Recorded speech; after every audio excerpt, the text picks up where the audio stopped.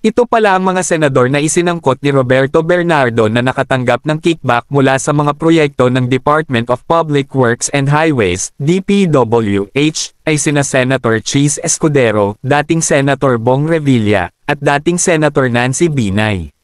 Bukod sa kanila, binanggit din ni Henry Alcantara, isang dating district engineer ng Bulacan, sina Senator Joel Villanueva at Senator Jinggoy Estrada bilang mga nakatanggap din ng kickback. Detalyadong paglalahad ng mga paratang.